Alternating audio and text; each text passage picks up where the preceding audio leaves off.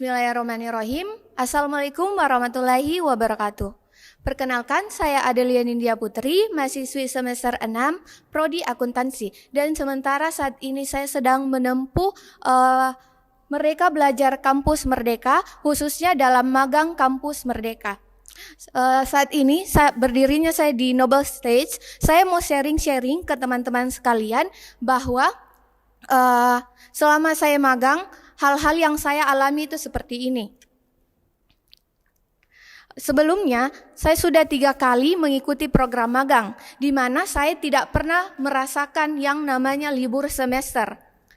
Jawabannya iya capek, namun yakin aja usaha tidak akan mengkhianati hasil.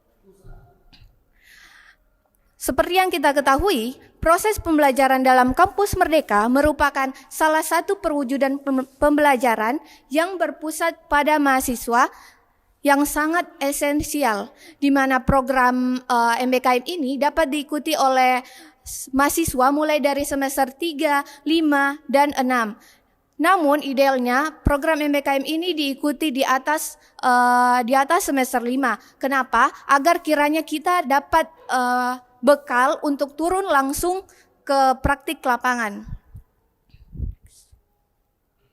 Apa sih manfaat magang? Nah, yang pertama itu keberlanjutan karir untuk mendapatkan peluang yang lebih besar agar mudah mendapatkan pekerjaan. Nah, terus yang kedua, melaksanakan program kuliah wajib, yakni praktek kerja lapangan, di mana program MBKM ini dikonversi menjadi 20 SKS. Kemudian yang ketiga, mendapatkan pengetahuan tentang praktik lapangan di luar dari apa yang kita dapatkan di dalam kampus. Kenapa harus ikut magang kampus Merdeka? Nah, pertanyaan yang sering saya dengar dari adik-adik di jurusan saya. Yang pertama itu, seperti yang saya bilang tadi, kita tidak mengikuti perkuliahan seperti biasanya di dalam kampus, melainkan nanti praktik kerja kita akan dikonversi menjadi 20 SKS. Kemudian eksplorasi pengetahuan dan kemampuan di lapangan selama lebih dari 1 semester.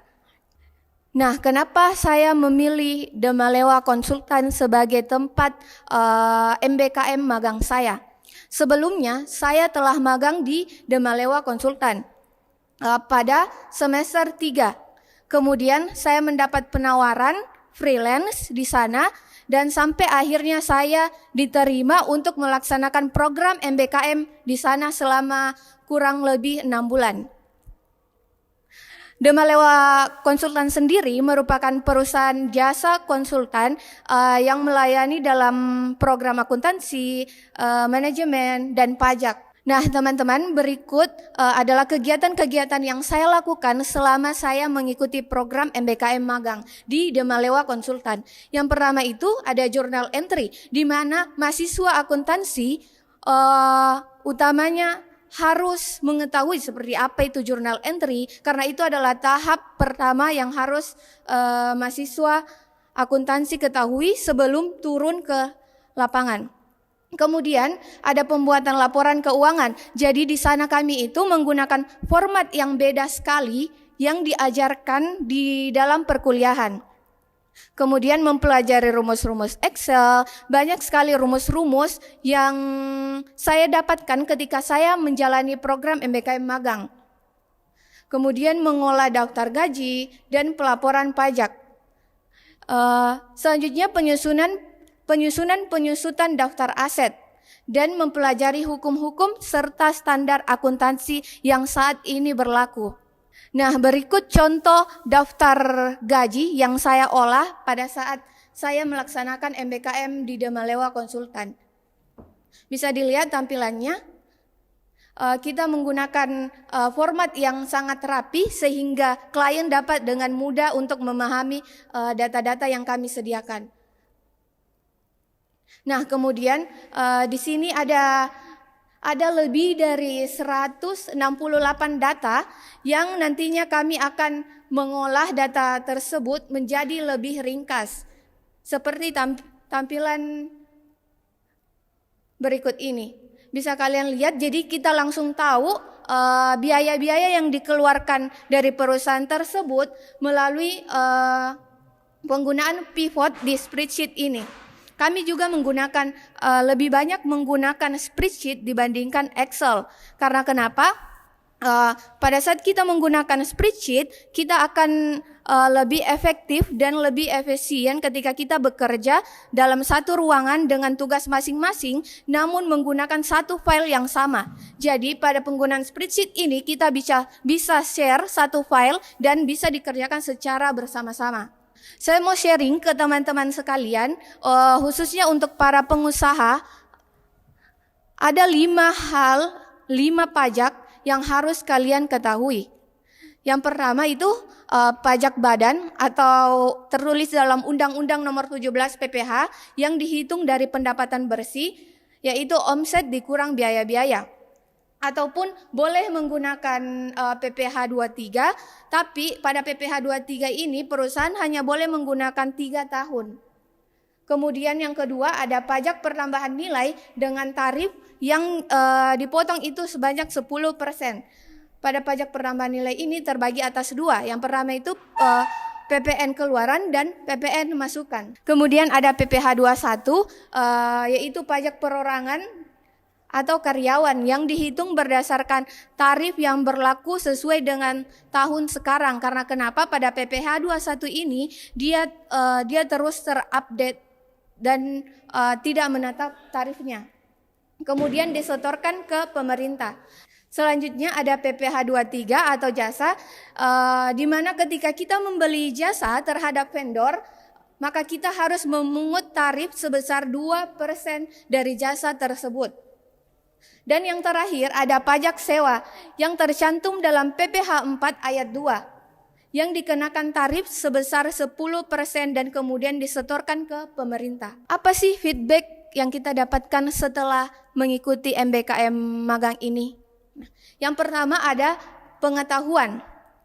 Rugi sekali kita apabila kita magang di suatu perusahaan namun kita tidak mengambil ilmunya.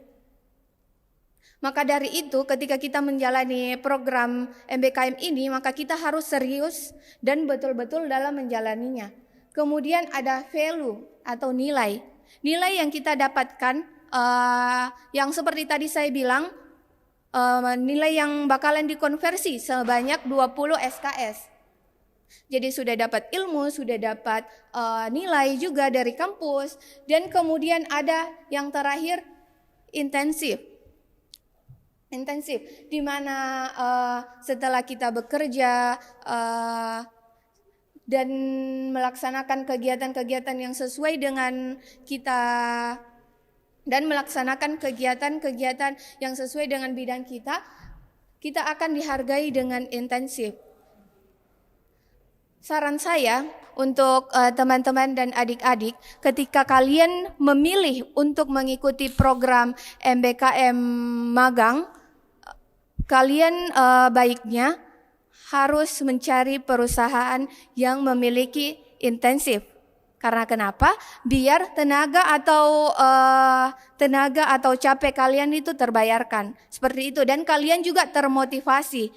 Mungkin itu yang dapat saya sampaikan untuk saran saya kepada teman-teman dan adik-adik saya di jurusan. Agar kiranya kalian dapat mencoba untuk mengikuti program MBKM magang ini.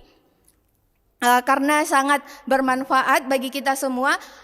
Dan dapat mempercantik portofolio kita nantinya. Sekian, wassalamualaikum warahmatullahi wabarakatuh. Assalamualaikum warahmatullahi wabarakatuh.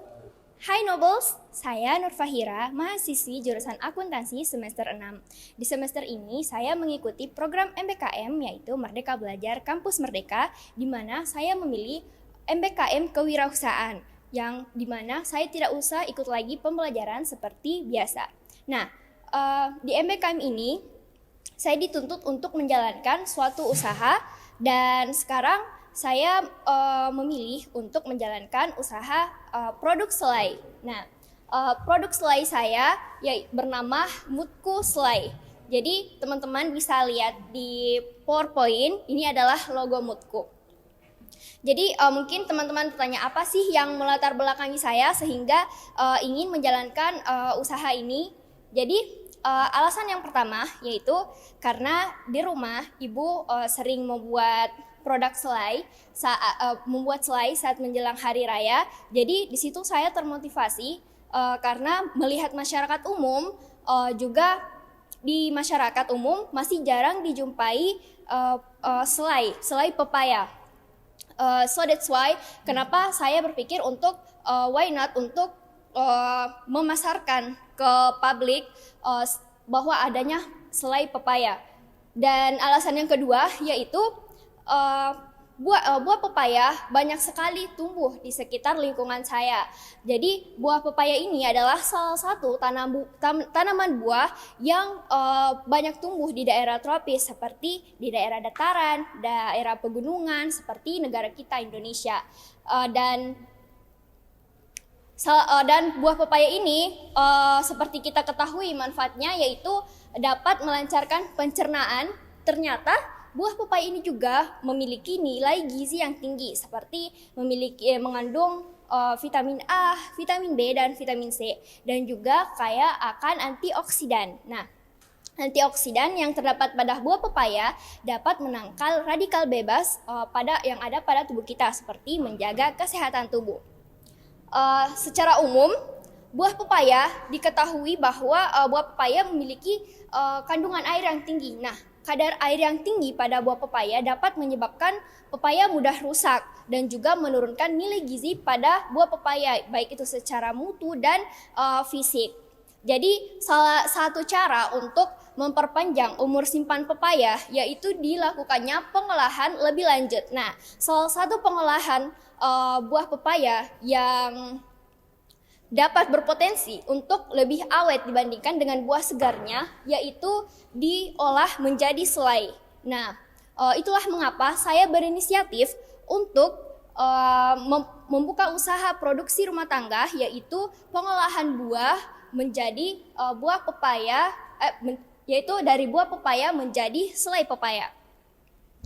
Dan value proposition nilai dari produk saya ini yaitu 80% terbuat dari buah asli dan segar dan selai ini tanpa pengawet dan tanpa pewarna buatan yang pastinya halal dan sehat. Dan untuk kemasannya saat ini produk selai ini terdiri dari beberapa ukuran, ada yang 250 mili, ada 150 mili. And next. Baik, jadi customer segmennya yaitu pertama keluarga, dari yang terdekat dulu. Keluarga itu semua kalangan umur, teman. Dan yang kedua industri kecil seperti produsen roti dan toko oleh-oleh. Selanjutnya, nah mungkin teman-teman ada yang bertanya apa sih perbedaan dari selai pepaya dan selai pada umumnya. Jadi mungkin teman-teman bisa lihat sendiri di gambar itu teksturnya agak kasar. Jadi kenapa teksturnya kasar? Karena selai pepaya ini adalah homemade, bukan maksudnya tanpa melalui proses mesin. Nah, buah pepaya ini cocok banget dihidangkan, dipasangkan dengan roti, kue kering ataupun kue basah. Apabila ada yang ingin pesan, teman-teman bisa bisa pesan dan lihat di IG Moodku Selai atau nomor WhatsApp yang ada yang tertampil di atas. Dan tagline dari produk saya yaitu Moodku Selai is makes your happy mood. Sekian dari saya. Wassalamualaikum warahmatullahi wabarakatuh. Terima kasih.